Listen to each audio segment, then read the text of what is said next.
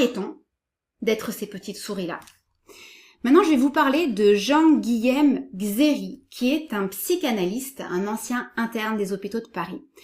Il participe notamment, oui, je pense qu'il est même peut-être associé, je ne sais pas, mais en tout cas au superbe podcast Les Lueurs, que je vous conseille vivement. Et Jean-Guilhem, il est passionné par la question de l'âme et de l'écologie intérieure. Il propose un diagnostic de ta santé intérieure et il parle de perturbateurs de l'intériorité. Voici les questions qu'il propose.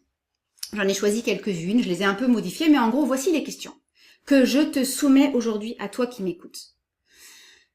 Est-ce que tu dis parfois « consulter mon portable, c'est plus fort que moi » et que tu aimerais t'en détacher, mais que tu sens qu'il y a un truc en toi qui fait que c'est irrépressible comme les chips?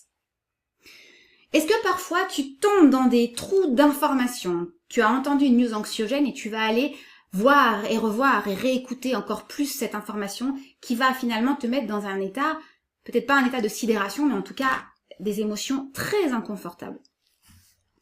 Est-ce que l'idée de ne faire même pendant qu'un court instant rien te rebute? L'idée de prendre un temps de silence, un temps de présence à toi-même. Est-ce que cette idée, elle te fait peur? S'il y a un blanc dans une conversation, est-ce que toi, tu as vraiment besoin de combler ce blanc? Est-ce que tu oscilles entre l'hyperactivité et la mollesse?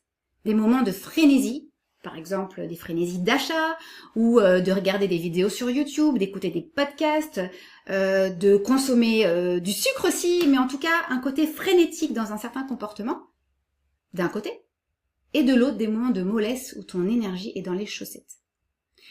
Est-ce que ta réussite professionnelle et ta réussite matérielle est parfois trop importante dans ta vie? Est-ce qu'elle représente un tout, le tout de ton existence? Tout comme Bruno Patino, Jean-Guilhem Xéry, il invite à la sobriété. Et la sobriété, elle commence d'abord par soi. Comme on fait le Dry January, où en janvier on décide par exemple de ne pas boire d'alcool, est-ce que tu pourrais faire un jour de déconnexion? Et parce qu'il est plus facile d'aller vers que de lutter contre, je te propose d'aller vers prendre un jour par semaine, un jour complet par semaine de connexion à toi. Peut-être pas toute la journée, mais en tout cas que cette journée soit teintée de cette intention-là. Je me connecte à moi plutôt que je me connecte aux informations